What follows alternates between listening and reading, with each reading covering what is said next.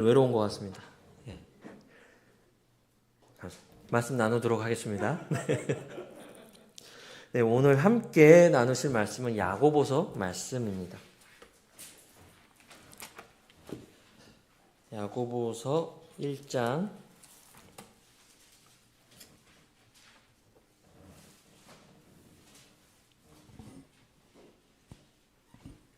18절부터 27절까지 말씀 교독으로 함께 읽겠습니다. 제가 먼저 읽겠습니다. 그분께서는 자기 자신의 뜻에서 나온 진리의 말씀으로 우리를 낳으셨으니 이것은 우리가 그분의 피조물들 중에서 첫 열매에 속한 한 종류가 되게 하려 하심이라.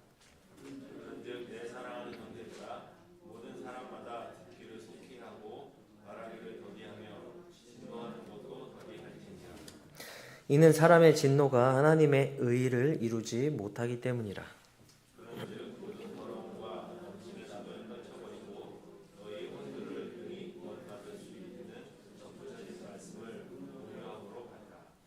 오직 너희는 말씀을 행하는 자들이 되고 듣기만 하여 너희 스스로를 속이는 자들이 되지 말라.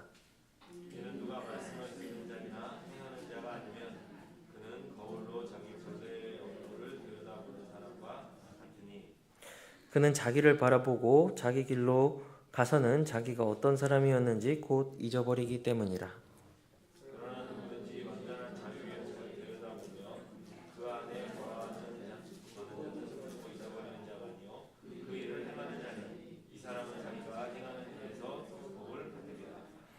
너희 중에 어떤 사람이 신앙심이 있어 보이되 자기 혀를 제어하지 아니하고 자기 자신의 마음을 속이면 이 사람의 신앙심은 헛된 것이라.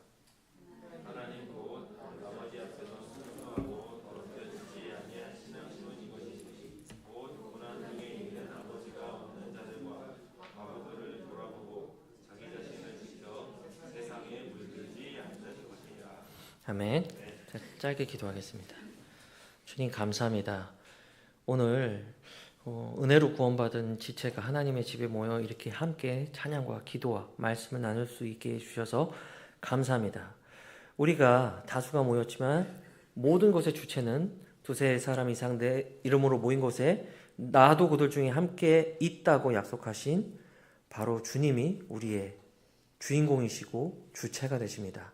주님, 오늘 우리가 말씀을 나눌 때 동일한 성령님 안에서 똑같은 교훈을 얻어서 교리적인 입맞춤과 열매 맺음이 풍성한 우리 지체들이 될 수 있도록 도와주시옵소서. 예수님의 이름으로 기도드립니다.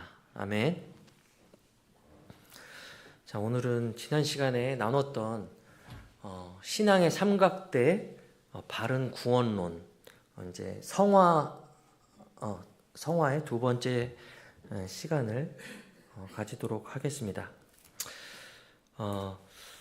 오늘 우리가 읽은 이 야고보서 본문에서 이제 사도 야고보는 믿는 신자들로 하여금 자기 기만의 위험성에 대해서 이제 강조를 하고 있죠. 1장 22절을 보면은 스스로 속이는 자들이라는 언급이 나오고요. 26절을 보면 자기 자신의 마음을 속이는 사람들의 신앙심에 대해서 사도 야고보는 언급하고 있습니다. 우리가 성경을 보면은 사탄의 속임수에 이끌려서 죄를 짓는 많은 사례들을 보죠. 우리 조상 하와가 그랬습니다. 하나님께서 금하신 열매를 뱀의 꾀임에 넘어가서 먹게 됩니다. 하와만 그랬던가요? 많은 인물들이 그랬습니다. 다윗이 그랬고요. 베드로가 그랬습니다. 그리고 가롯 유다가 그랬고 아나니아와 삽비라도 그랬습니다. 그런데 이러한 경우보다 더 심각한 문제가 바로 자기 자신 스스로를 기만해서 죄에 빠지는 문제가 더 심각하다는 것입니다. 왜냐하면 이 죄에 대한 첫 번째 원인이 사탄이 아니라 바로 부패한 내 마음에 있기 때문이에요. 그래서 사도 야고보는 자기 자신 스스로를 기만하는 사람들에 대한 위험성에 대해서 이제 야고보서 전체에서 강조하고 있습니다. 지금 우리가 사는 이 시대에 자신이 구원받지 못했음에도 불구하고 자기가 구원받았다고 확신하는 많은 사람들이 있습니다. 이것을 어떻게 알 수 있죠? 제가 영적으로 어떤 해안이 뛰어나서입니까? 결코 그렇지 않습니다. 마태복음 7장에서 예수님께서 이것에 대해서 분명하게 말씀해 주셨기 때문이죠. 그 말씀에서 마지막 때 많은 사람들이 예수님 앞에 나와서 황변합니다. 우리가 주님의 이름으로 많은 사람들을 가르치고 놀라운 일들을 행했으며 심지어 마귀들까지 내쫓았다는 그런 고백을 하는 사람들이 있죠. 그럼에도 불구하고 그 사람들이 어떻게 주님 앞에 처분을 당하죠? 칭찬받습니까? 그렇지 않죠. 주님께서는 그들에게 이렇게 말합니다. 내가 너희를 결코 알지 못하노라. 너희 불법을 행하는 자들아 내게서 떠나라 라고 말씀하고 있습니다. 이것은 어떤 그냥 한간에 떠도는 그냥 이야기가 아니에요. 예수님께서 미래를 미리 보시고 분명히 일어날 일들에 대해서 우리에게 미리 말씀해 주신 것이죠. 이렇게 스스로 자기 자신을 기만해서 구원으로부터 멀어지는 인물로 사도행전 8장에 나오는 마술사 시몬을 예로 들 수 있습니다. 사마리아 사람이었던 이 마술사 시몬은 전도자 빌립으로부터 복음의 말씀을 들었어요. 그리고 그 말씀을 믿고 침례까지 받았습니다. 그런데 어떻죠? 마지막에 가서 이 시몬은 자기가 구원받지 못했다는 것을 스스로 드러내죠. 왜냐하면 이 마술사 시몬은 복음을 자기가 다루는 마술의 하나 정도로 여겼어요. 그리고 심지어는 그 복음의 말씀을 돈 주고 살 수 있을 것으로 생각했습니다. 자, 이런 마술사 시몬의 경우는 믿고 침례를 받고 교회의 일원이 된 것처럼 보였던 사람이었지만 결국 마지막에는 구원받지 못했습니다. 이런 사람들이 오늘날에도 많다는 것이죠. 마술사 시몬의 경우는 자기 자신을 기만함으로 구원으로부터 멀어진 케이스입니다. 하지만 우리가 구원받은 신자라고 할지라도 우리 자신을 기만할 수 있다고 성경은 말씀하고 있습니다. 많은 사람들이 자기가 실제로 가지고 있는 영적인 상태보다 더 자신이 영적으로 우월하다고 생각하고 있죠. 그리고 그런 모습을 많은 사람들에게 보여주기 위해서 오랫동안 많은 종교적인 노력을 기울입니다. 그런 것들이 그 사람들 스스로를 지치게 만들기도 하죠. 우리가 우리 자신을 정직하게 바라보고 평가하고 부족한 부분을 인정할 수 있는 것은 큰 용기가 필요합니다. 그런 사람을 성경은 성숙한 사람이라고 평가하죠. 많은 성경 학도들이 지금 우리가 살고 있는 이 시대를 라오디게아 교회 시대라고 믿고 또 그렇게 가르치고 있습니다. 요한계시록 3장 17절에서 라오디게아 교회는 자기 스스로 이렇게 말합니다. 나는 부유하고 재산을 불렸으며 아무것도 부족한 것이 없다. 이렇게 고백을 하죠. 하지만 이러한 자기평가는 라오디게아 교회 자신 스스로가 자기를 기만하고 내린 평가에 불과합니다. 왜냐하면 그것을 어떻게 알 수 있냐면 주님께서 라오디게아 교회를 어떻게 평가했는지를 보면 알 수가 있습니다. 모든 것을 아시는 주님께서는 그 교회를 향하여 이렇게 평가하죠. 내가 비참한 것과 가련한 것과 가난한 것과 눈먼 것과 벌거벗은 것을 알지 못한다. 이렇게 평가합니다. 그런데 오히려 라오디게아 교회 자신은 자기를 부유하고 내가 아무것도 부족한 것이 없다라고 평가를 합니다. 자, 이것만큼 정말 하나님의 생각이 우리의 생각과 얼마나 다른지 우리가 알 수 있죠. 만일 누군가 이러한 하나님의 말씀들을 다 무시하고 나는 아무런 문제 없고 나는 안전하다 라고만 말한다면 그 사람은 라오디게아 교회가 범했던 그 잘못을 똑같이 뒤따르고 있는 것입니다. 주님께서는 그 교회에게 이렇게 말씀하시죠. 내가 내 입에서 너를 토하여 내리라 라고 이렇게 말씀하십니다. 우리는 우리 스스로 구원받은 것을 알고 구원받았다는 것을 고백하고 있습니다. 그럼에도 불구하고 우리는 우리 자신이 구원받은 사람으로서 현재 어떤 열매를 맺어가고 있는지에 대해서 날마다 끊임없이 말씀으로 우리 자신을 시험해야 된다는 것이죠. 우리 영적 상태의 바로미터는 우리가 말씀을 가이드라인 삼아서 하나님과 얼마나 올바른 관계를 지금 현재 맺고 있느냐라는 것으로만 정확하게 측정이 될 수가 있습니다. 이와 같은 의미에서 사도 베드로는 예루살렘 교회 성도들한테 선포하죠. 사도행전 6장에서 오직 우리는 계속해서 기도와 말씀 사역에 전념하겠다라고 선포를 하고 집사들을 선임합니다. 저는 개인적으로 하나님께서 신앙생활을 어렵고 복잡하게 만들어 놓았다고 생각하지 않습니다. 오히려 죄성이 많은 우리가 단순한 신앙생활을 어렵고 복잡하게 만들어가고 있다고 저는 개인적으로 생각을 하고 있습니다. 그저 단순히 하나님의 말씀을 읽고 공부하고 묵상하고 기도하고 하나님을 섬겼던 무명의 수없이 많은 남녀 그리스도인들을 통해서 예수 그리스도의 내 교회는 오늘날 2023년까지 단절되지 않고 그 명맥을 유지해 왔습니다. 우리의 그 믿음의 선진들과 마찬가지로 하나님의 진리의 말씀이 우리 마음판 가운데 올바르게 심겼다면, 또 그 말씀을 가이드라인 삼아서 우리가 하나님과 올바른 관계를 맺고 있다면 우리는 자기를 기만하는 가짜 그리스도인이 되지 않는다고 야고보서는 우리에게 말씀하고 있는 것입니다.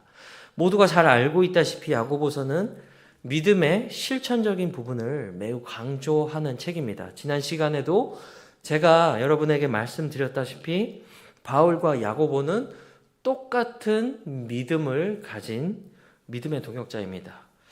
야고보와 바울은 서로 공통의 구원을 소유하고 또 단 한 번 전달된 믿음을 위해서 힘써 싸우는 믿음의 동역자라는 것을 우리가 믿어야 된다는 것이죠. 다만 이 둘이 복음을 변호해야 될 그 대상이 달랐을 뿐입니다. 바울을 제일 고생시켰던 사람들이 누구죠? 단연 할레파라고 할 수가 있습니다. 그들은 거짓 교리로 갈라디아 교회를 단번에 여호와 증인들로 바꿔놔 버렸어요. 여러분 아시죠? 은혜의 복음으로 갈라디아 교회가 탄생했는데 한 바퀴 돌고 돌아와 보니까 다 여호와 증인으로 개종해 있었습니다. 얼마나 기가 찼겠어요? 그렇다면 바울은 복음을 위해 무엇을 변론해야 됐겠습니까? 당연히 이신칭의 믿음의 시작에 대해서 강하게 강조해야 됐었겠죠. 그렇죠? 반대로 야고보는 이런 바울의 가르침을 오해한 도덕률 폐기론적인 가르침에 빠졌던 극단주의 그룹을 향해서 사도 바울이 말했던 이신칭의 복음은 열매 맺는 복음이라는 것을 변증하기 위해서 야고보서를 기록했다고 말씀하고 있습니다. 야고보든 바울이든 베드로든 그 어떤 사도들이든 주의 사도들은 공통의 구원의 믿음을 가지고 있었고 그 믿음, 단 한 번 전달된 믿음을 위해서 모두 다 힘써 싸우고 있었습니다. 서로 다른 상대들을요. 그렇기 때문에 이 말씀, 서신서든 바울 서신서든 공동 서신서든 그 둘 사이에는 구원에 있어서 전혀 모순이 없다는 것이 우리가 가진 성경 신자들의 믿음이라고 말씀을 드렸습니다. 오늘 우리는 이 실천적인 부분을 강조하고 있는 이 야고보를 통해서 우리가 진정으로 지금 이 시간 구원받은 사람으로서 보여야 될 현지적인 구원의 모습은 무엇인지에 대해서 한번 교훈을 얻어보도록 하겠습니다. 첫 번째, 야고보 사도의 권면. 우리가 자신을 기만하지 않고 자신의 현재 영적 상태를 직시하고 올바른 열매를 맺는 첫 번째 권면은 하나님의 말씀을 온유함으로 받으라는 것입니다. 제가 야고보서 1장 21절을 읽겠습니다.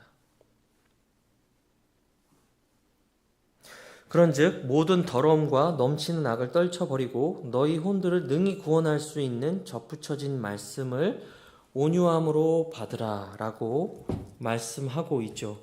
자, 이 대상이 누구입니까? 18절에 나와 있습니다. 그분께서는 자기 자신의 뜻에서 나온 진리의 말씀으로 우리를 낳으셨다고 말씀하고 있습니다. 진리의 말씀으로 우리가 거듭났다는 것입니다. 이 거듭난 사람들은 첫 열매에 속한 종류의 사람입니다. 이 사람들은 말씀을 온유함으로 받아야 됩니다. 야고보는 21절에서 이 말씀을 혼들을 능히 구원할 수 있는 접붙여진 말씀이다 라고 표현을 하고 있습니다.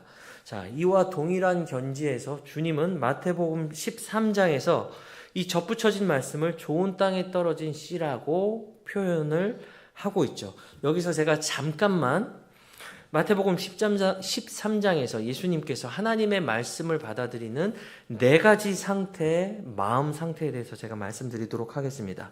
첫 번째는 길가에 뿌려진 마음 상태입니다. 그들은 말씀을 들었지만 이해하지 못해서 날짐승인 마귀들이 그 말씀들을 다 채워가는 사람들이죠. 두 번째는 돌밭에 뿌려진 사람들입니다. 이들은 즉시 말씀을 기쁨으로 받지만 깊이가 없기 때문에 어려움이 당면하면 금세 그 믿음을 버리는 사람들입니다. 가볍고 천박한 마음 상태이죠. 세 번째는 가시나무에 뿌려진 씨앗입니다. 이들은 하나님의 말씀보다 이 세상을 살아가는 염려와 근심, 걱정, 재물의 속임수들로 인해서 말씀이 자랄 공간이 없는 사람들입니다. 자, 네 번째는 이와는 다 정반대로 말씀이 뿌려져서 많은 열매를 맺는 사람이죠. 이 사도 야고보는 이 네 번째 마음 상태를 가진 사람을 기준으로 우리에게 말씀하고 있다는 걸 전제로 제가 말씀을 나누도록 하겠습니다. 자, 이렇게 좋은 땅에 뿌려져서 30배, 60배, 100배로 열매를 맺는 이 신자들은 하나님의 말씀을 받아들일 때 새로운 출생을 겪게 됩니다. 내가 어머니의 뱃속에서 태어나는 첫 번째 출생이 아니라 성령님 안에서 태어나는 두 번째 출생을 겪게 된다는 것이죠. 자, 이러한 출생을 겪은 사람들은 새로 태어난 아기들로서 말씀의 순수한 젖을 사모하게 됩니다. 이들은 하나님의 말씀을 사모하는 만큼 실제적으로도 많은 말씀들을 흡수하고 그 말씀대로 살아가게 되죠. 한 죄인을 이러한 삶으로 이끌어가는데 침례나 선행이나 종교의식 이런 것들은 전혀 아무런 것도 기여할 수가 없습니다. 그런 것들은 성경적인 구원과 아무런 상관이 없다는 것이죠. 저와 여러분의 구원의 첫 번째 시금석은 무엇입니까? 바로 우리의 믿음과 공개적인 신앙 고백이죠. 하지만 우리 구원의 시금석의 마지막은 사도 야고보에 의하면 우리의 삶을 통한 실천적인 열매들에 있다고 말씀하고 있습니다. 제가 여기까지 말하는 즉시 구원파에 속한 분들이나 아니면 강력한 세대주의 교리를 신봉하고 있는 분들 같은 경우는 저를 공격할 수도 있습니다. 거짓 복음을 전하는 사람이다 라고 말할 수도 있다는 것이죠. 그러나 우리가 성경을 정확하게 정직하게 바라본다면 이런 믿음과 시작의 끝이 분리 불가능한 동일한 것이라는 것을 인정할 수밖에 없습니다. 우리가 특정 신학의 안경을 끼고 만일 야고보서가 저 마지막 대환란 시대에 속한 환란 성도들에게만 적용되는 말씀이라고 한다면 우리는 반대로 그 대적들이 말하는 비방하는 것과 반대로 구원에 대해서 완전한 거짓 교리를 전하게 된다는 것입니다. 바울이 전한 복음, 야고보가 전한 이 동일한 복음에 속한 사람이라면 그 사람은 삶이 변화됩니다. 성품과 행동과 언행이 변화돼서 자연스러운 열매처럼 맺혀진다는 것이 성경 전체의 가르침이라는 것이죠. 저는 지금 여러분에게 열매라는 표현을 썼습니다. 그리고 우리 모두가 이 열매라는 표현에 굉장히 주목해야 될 필요가 있습니다. 왜냐하면 신약 성경이든 구약 성경이든 하나님의 백성의 영적 표지를 나타낼 때는 성경이 나무와 열매로 표현하기 때문입니다. 나무가 열매를 맺기 위해서 무엇이 필요합니까? 많은 것이 필요합니다. 물도 줘야 되죠. 병충해도 잡아야 되죠. 거름도 줘야 됩니다. 가지치기도 해야 됩니다. 그러나 무엇보다도 열매 맺기 위해서 가장 필요한 것은 시간입니다. 계절이 바뀌어야 되죠. 지금 나무의 건강 상태에 따라 다르겠지만 그 나무가 죽지 않은 이상 시간의 차이는 있을지언정 열매의 차이는 있을지언정 반드시 열매는 맺히게 되어 있다는 것입니다. 1년, 2년 열매 맺는 것을 스킵하는 나무들도 있어요. 그렇죠? 제가 자두나무 키우면서 경험해 봤는데요. 1, 2년 안 맺히다가 3년째 맺히는 열매도 있더라고요. 자, 그런 차이는 있습니다. 하지만 그 자두 열매가 죽지 않았다면 3년이든 어느 때든 간에 열매를 반드시 내게 되어 있다는 것이죠. 그것이 우리가 한 교회에 있지만 서로의 믿음의 성숙도의 차이가 나는 이유이기도 합니다. 오늘 우리가 읽은 1장 18절의 말씀대로 우리가 거듭나서 첫 열매에 속한 종류의 사람이 되었다면 우리 자신을 기만하지 않기 위해서는 올바른 방법으로 하나님의 말씀을 받아들여야 됩니다. 그렇지 않으면은 우리가 위에서 언급한 그런 열매들이 우리 삶에 맺혀질 수 없다는 것입니다. 여기에서부터 사도의 중요한 권면이 나타나게 되는데요. 첫 번째, 우리는 듣는 것의 중요성과 마주하게 됩니다. 1장 19절을 제가 읽겠습니다. 그런즉 내 사랑하는 형제들아 모든 사람마다 듣기는 속히 하고 라고 말씀하고 있죠. 성경에서 신자들을 향해서 듣는 것의 중요성을 말하는 것을 강조하는 것은 지나침이 없습니다. 그만큼 성경 많은 구절에서 신자들에게 듣는 것에 대해 중요하게 말씀하고 있는 것이기 때문이죠. 사도 바울은 믿음은 들음에서 나고 들음은 하나님의 말씀에서 난다고 말씀하고 있죠. 마가복음 4장 24절, 누가복음 8장 18절에서 주님은 너희가 들을 때 무엇을 듣는지 또한 어떻게 들을 것인지 주의하라고 자신의 제자들에게 말씀을 하셨습니다. 그렇기 때문에 우리는 우리 자신을 기만하지 않는 올바른 신앙을 위해서 우리가 듣는 것에 유념해야 될 필요가 있다는 것을 우리가 숙지할 필요가 있습니다. 자, 우리는 거듭난 사람으로서 듣는 것에 주의해야 됩니다. 어떻게 해요? 종이 주인의 음성을 듣는 것처럼, 또한 어머니가 자신의 아이가 아픈지 아니면 혹은 배고픈지 그 소리에 세밀하게 귀를 기울이는 것처럼 우리는 하나님의 말씀을 읽고 그것을 신속히 들을 준비가 되어야 한다는 것입니다. 이것에 대한 아주 좋은 예화가 있습니다. 사무엘하 23장 다윗의 예인데요. 다윗은 베들레헴이 블레셋 사람들에게 점령당했을 때 피해서 숨어 있었죠. 어렵고 고단한 상황에서 다윗은 목이 말랐고 베들레헴에 있는 우물 곁에 있는 그 우물에서 물을 마시고 싶다고 탄식했습니다. 그때 어떤 일이 일어났습니까? 다윗의 충실한 신복 3명이 그 말이 떨어지기가 무섭게 적군을 뚫고 들어가서 베들레헴 우물에서 물을 가지고 와서 다윗에게 물을 바칩니다. 하지만 내가 어떻게 신하들의 핏값으로 가져온 이 물을 마시겠느냐 하고 그냥 땅바닥에 쏟아버리죠. 여러분 잘 아시죠? 다윗은 예수 그리스도의 예표가 되십니다. 우리도 이 예수 그리스도의 신복인 자들로서 주님의 입에서 나오는 모든 말씀에 대해서 속히 듣고 그것들을 행할 준비가 되어 있어야 되겠죠. 듣는다라고 했을 때 야고보 사도는 그것을 단순히 듣기만 하는 청력의 기능을 말하는 것은 아닐 것입니다. 그렇죠? 그것은 우리의 발빠른 순종을 포함한 들음에 대해서 말씀하고 있는 것입니다. 세 번째, 말하는 것을 더디하라고 사도는 권면하고 있습니다. 1장 19절, 그런즉 내 사랑하는 형제들아 모든 사람마다 듣기를 속히 하고 말하기를 더디하라 라고 말씀하고 있습니다. 제가 출처는 모르겠지만 제가 예전에 이런 이야기를 들은 적이 있습니다. 우리가 2개의 귀와 하나의 입을 갖고 있는 이유가 무엇이냐라는 사람이 어떤 사람이 저에게 말해준 적이 있어요. 그 이유는 우리가 더 많이 듣고 적게 말하라고 하나님께서 우리를 그렇게 창조하셨다고 말하는 누군가의 말을 제가 들은 적이 있습니다. 이게 성경에 나오는 얘기는 아니지만 우리가 한번 귀담아서 듣고 생각해 볼 필요는 있는 것 같습니다. 우리가 사실 생각 없이 필요한 말들을 함으로써 후회했던 많은 경험이 있죠. 그것이 형제 자매들 간의 교제이든 부모 자식 가족 간의 교제이든 아니면 내가 개인적으로 하나님과 나눴던 교제이든 말이죠. 실제로 내가 이런 말들은 하지 말았어야 하는데 라고 이게 잠자리에서 제가 후회한 적이 있습니다. 여러분도 뭐 적지만 아마 그런 경험이 있지 않을까 생각이 듭니다.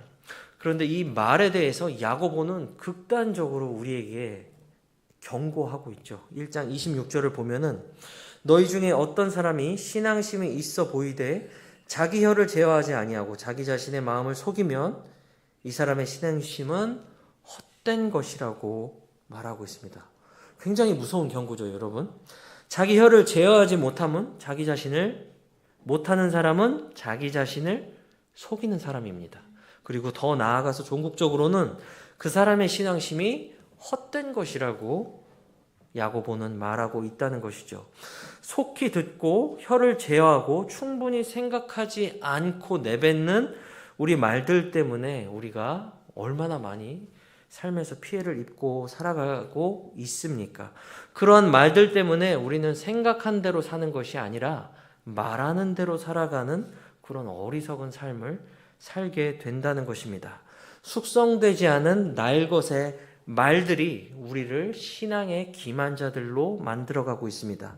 내 마음에는 실제로 그것이 있지도 않음에도 불구하고 우리는 성급하게 내뱉은 말들로 인해서 위선적으로 행동하게 된다는 것이죠. 이 이외에도 야고보서 이외에도 성경의 많은 교훈이 말에 대해서 주의를 기울여야 된다는 수없이 많은 구절이 있다는 것은 우리가 말의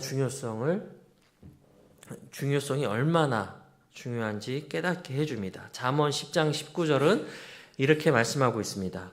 말이 많은 곳에는 죄가 부족하지 아니하나 자기 입술을 금하는 자는 지혜로우니라 라고 말씀하고 있습니다. 주님의 지상생애 가운데 많은 종교인들, 바리새인, 사두개인, 서기관들이 예수님과 논쟁하다가 왜 이렇게 많은 수치와 창피를 당했습니까? 왜냐하면 그들은 속히 들으려 하지 않고 말하려고만 했기 때문입니다. 심지어 야고보가 이 서신을 쓰고 있는 사이에도 형제들 사이에 심한 다툼이 있었습니다. 4장 1절을 제가 읽겠습니다. 너희 중에 전쟁들과 싸움들이 어디로부터 나느냐? 그것은 너희 지체들 속에 싸우는 너희의 정욕들에서 나는 것이 아니냐라고 말하고 있죠. 그런데 여러분, 제가 지금 읽어드린 야고보서 4장 1절을 바로 이전 장인 3장은 야고보 사도가 3장 전체를 할애해서 혀를 통제하지 않는 것의 위험과 무서움에 대해서 전체를 할애하고 있다는 것을 우리가 생각해 볼 필요가 있습니다. 3장 6절 혀는 불이요 불법의 세계라. 혀는 우리의 지체들 중에 그와 같아서 온몸을 더럽히고 본성의 행로에 불을 붙이며 지옥불 위에 놓여 있느니라. 그것으로 우리가 하나님 곧 아버지를 찬송하며 또 그것으로 우리가 하나님의 모양을 따라 만들어진 사람들을 저주하느니라 라고 말하고 있죠.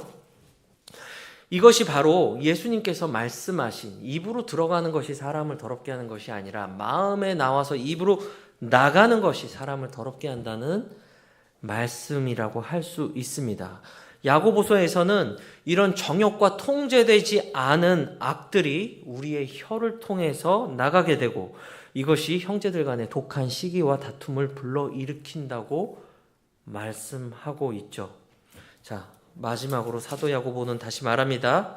너희 중에 어떤 사람이 신앙심이 있어 보이되 자기 혀를 제어하지 아니하고 자기 자신의 마음을 속이면 이 사람의 신앙심은 헛된 것이다 라고 말하고 있습니다. 자기 혀를 절제해서 말하지 않는 사람은 자기를 기만하는 위선자요, 또 이 사람은 신앙의 열매를 맺을 수 없다고 말씀하고 있습니다. 자, 네 번째는 노하기를 더디하라입니다. 자, 그런즉 내 사랑하는 형제들아, 모든 사람마다 듣기를 속히 하고 말하기를 더디하며 진노하는 것도 더디할지니라 라고 말씀하고 있죠. 야고보는 진노하기를 더디하는 사람에게 큰 명철이 있다고 말하고 있습니다. 잠언이 그렇게 말하고 있습니다. 잠언 14장 29절은 이렇게 말씀하고 있습니다.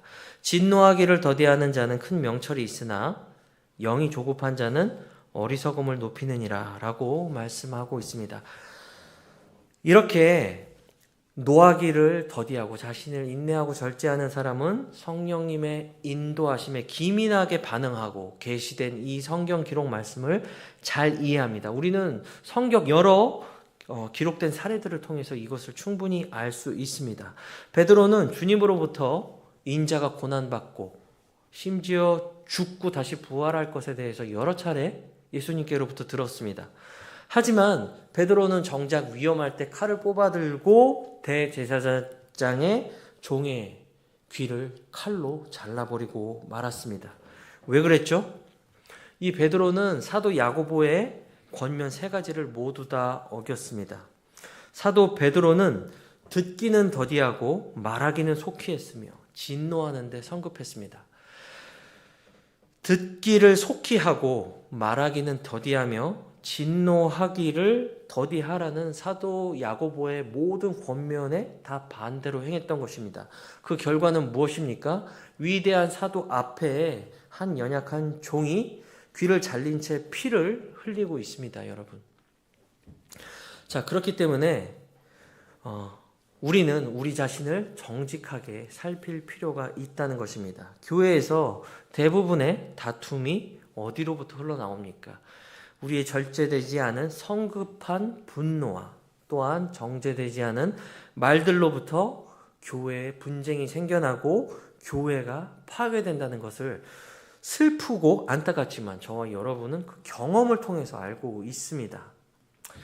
자, 그러나 우리는 아직 육신 안에 있어요, 여러분. 그렇죠? 화를 낼 수 있습니다. 그리고 또 마땅히 화를 내야 되는 상황도 있습니다. 자, 그런 상황에서 우리는 사도 바울의 권면도 귀 기울여 들을 필요가 있습니다. 에베소서 4장 26절은 이렇게 말씀하고 있습니다.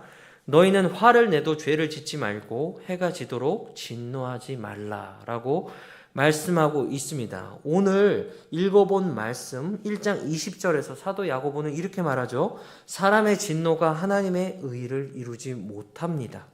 그렇기 때문에 우리는 인내하며 노하기를 더디해야 한다는 것입니다. 그리고 다섯 번째는 말씀을 실천해야 된다는 것입니다. 말씀을 읽고 듣는 것만으로는 전혀 충분하지 않습니다.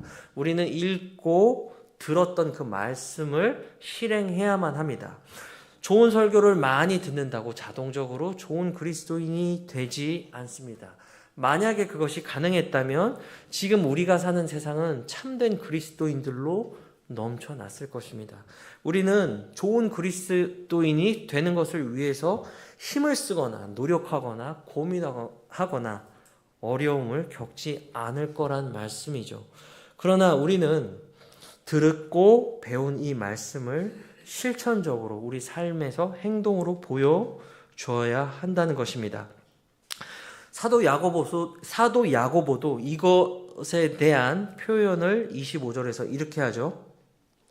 그러나 누구든지 완전한 자유의 법을 들여다보며 그 안에 거하는 자는 듣고 잊어버리는 자가 아니요 그 일을 행하는 자니 이 사람은 자기가 행하는 그 일에서 복을 받으리라고 말씀하고 있습니다. 여러분, 읽고 공부하는 사람들에게 복이 오지 않습니다. 그 말씀을 공부하고 들은 말씀을 행하는 사람이 축복이 있다고 지금 사도 야고보는 말하고 있죠. 마태복음 13장에서 제가 아까 말씀드렸다시피 주님은 말씀을 씨앗에 비유했습니다. 하지만 이 본문에서 야고보는 말씀을 거울에 비유하죠. 자, 23절, 24절을 제가 읽어드리겠습니다. 이는 누가 말씀을 듣는 자이나 행하는 자가 아니면 그는 거울로 자기의 본래 얼굴을 들여다보는 사람과 같으니 그는 자기를 바라보고 자기 길로 가서는 자기가 어떤 사람이었는지 곧 잊어버리기 때문이라고 말씀하고 있습니다.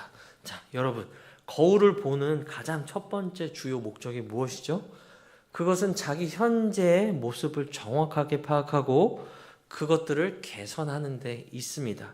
그렇지 않다면은 거울의 목적을 우리는 목적대로 제대로 사용하지 못하는 것이죠. 사도 야고보는 이것의 실수와 오류에 대해서 지금 이렇게 23절에서 말씀하고 있는 것이죠. 말씀을 듣기만 하고 행하지 않으면 그 사람은 거울로 자기 본래 얼굴을 들여다보는 사람과 같다는 것입니다. 본래 얼굴이 무엇입니까? 아침에 일어나서 눈 감기는 얼굴입니다. 그렇죠? 봄이는 코를 흘린 모습이 될 수도 있겠죠. 그리고 이제 지저분한 것이 얼굴에 붙어 있는 얼굴일 수도 있습니다. 그것이 본래 얼굴입니다. 거울을 보고 현재 내 상태를 정직하게 직면하고 보기 불편하지만 그것들을 다 떼어내고 단장해서 새 모습으로 내가 사람들 앞에 서는 것이 야고보가 말하는 말씀을 듣고 행하는 사람의 모습입니다. 하지만 우리는 대부분의 사람들이 하나님의 말씀을 듣고 자신만 쳐다보죠. 그것을 자기한테 적용해야지 남한테 적용하지 않습니다. 사무엘하를 보면 12장에 보면은 다윗의 예가 등장합니다. 다윗이 어떤 죄를 짓습니까, 여러분?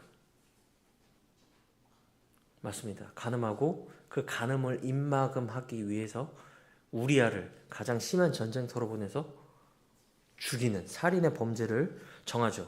그때 나단 선지자가 와서 강탈당한 암양의 비유로 다윗 왕에게 이 비유를 이야기로 말해줬습니다. 그때 다윗은 어떻게 했죠? 그런 악한 놈이 있나? 내가 그 사람을 찾아서 내가 벌하겠다 했습니다. 정상적인 사람이라면 그 비유를 들었을 때 자기 자신을 떠올릴 법한데, 그쵸? 너무 심한 죄에 빠져 있었던 다윗은 육신의 정욕으로 인해 눈이 멀어서 그것이 자기라고 분별하지 못했습니다. 그것을 한마디로 자기 자신한테 적용한 게 아니라 남한테 적용한 거죠. 다윗은 나단이 바로 그 사람이 당신입니다라고 선포할 때까지 하나님 앞에 엎드리지 못했다는 것입니다. 우리는 하나님의 말씀을 읽을 때 언제까지 봐야 됩니까?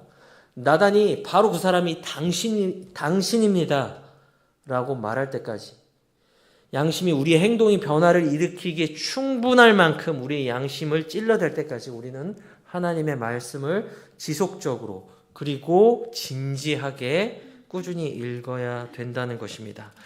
그렇지 않으면 우리는 하나님의 말씀을 듣고 열심히 공부하고 암송하고 적절하게 그것을 사람들 앞에 자랑할 수는 있지만 사도 야고보가 말하는 거울을 보고 자기 본래 얼굴을 잊어버리는 어리석고 자기 자신을 기만하는 사람에 불과하다는 것입니다. 자, 여러분, 오늘 바른 구원론 성화의 파트에서 제가 여러분과 함께 야고보서 본문을 함께 나누었는데요. 자, 이러한 말씀들을 통해서 우리가 자신을 정직하게 직면하고 거울로 보기에 나는 그냥 잘 나가고 있어, 지금 이 상태로 나는 충분해 라고 만족하지 않고 나의 더러워지고 얼룩진 모습을 있는 그대로 바라보고 하나님의 말씀대로 내 자신을 끊임없이 회개하고 또 하나님 앞에 열매 맺는 여러분이 되었으면 좋겠습니다. 함께 기도하고 각자 돌아가도록 하겠습니다.